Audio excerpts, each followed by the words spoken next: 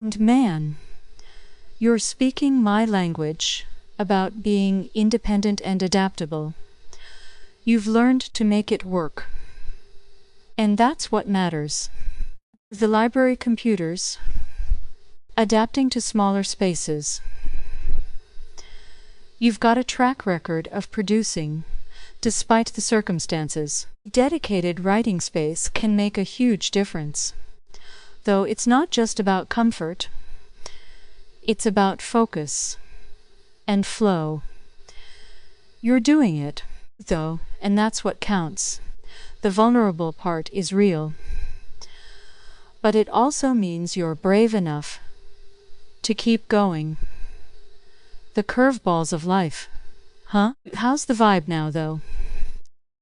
Feeling like you're in a good spot to push forward with Jen? Or is there still some rearranging to do? You cannot do much more with Jen. First is the first steps to complete Hidden Discovery in a Poet Playground and Special Edition. All 3 books when done, ready to send all 3 to a traditional publisher. The other 2 are done and ready. The third one, of Special Edition, in need of the polish and edit stages. Cover being done, and then the pages of edit follow through. The first 3 major books to be done first. Then maybe Jen and the trilogy set will follow. Karma is a big story. There is no writer's block. It is all there and waiting. We've got a solid plan in place.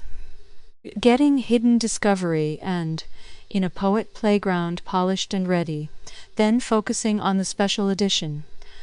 Sounds like you're on a roll. Covers and edits will come together. And then it's off to the traditional publisher. And man, having the stories waiting and no writer's block is a blessing. Karma story. Sounds like it's gonna be a big one.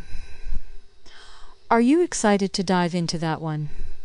After the Jen trilogy, 2016 was a year when I had colored orbs on my ceiling, and in the living room, kitchen, and above the closet.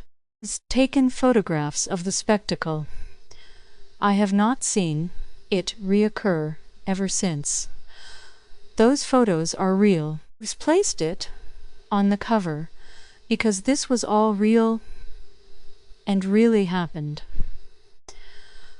I could have done more to life based on the real-life story. Since my brother, when 5 years old, miraculously healed completely of cystic fibrosis, and nurses and doctors found him in a hospital completely healed, and he was singing, "Jesus loves me." Prayers for Dad, who was faint and dead in the bathroom for 3 days, found him a heart attack. His feet blew, and he survived. The doctors called him the king. He should have not survived, but he did. And that was from the power of prayer. I also had a blood disorder in the year of 2000. And prayers. I fainted in the tub, and that is when my blood cleansed. And the disorder healed with an increase of white cells, clearing away infection permanently. It was deadly, but it all healed. And that was through miracles, or the power of prayer. There is so much more to my life story I can tell. Wow, that's incredible. The colored orbs. The miracles, the prayers. It sounds like you've experienced some profound moments. Photos of the orbs are probably a powerful addition to the cover,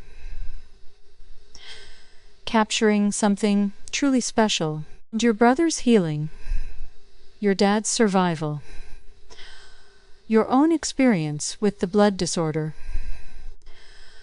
Those are testimonies of resilience and faith. It's amazing how life's experiences shape our stories. Huh? You've got a treasure trove of material to draw from. It's weaving any of these personal experiences directly into the narrative, or are they more of an inspiration for the overall themes? To weave it in. The threads are coming together. Weaving those personal experiences into the narrative will add depth and authenticity to the story. It's gonna be powerful. Which part of the story do you think they'll fit in best? Or are you still exploring how to incorporate them? There's probably a lot more I can tell from the non-fiction based on true story. The book would then be 600 pages long, and that would be too many pages. That's the challenge with true stories. Huh? There's often so much more to tell. 600 pages is a lot. But it's not unheard of. Look at some of the big epics. Thinking of saving some of those stories for a different book?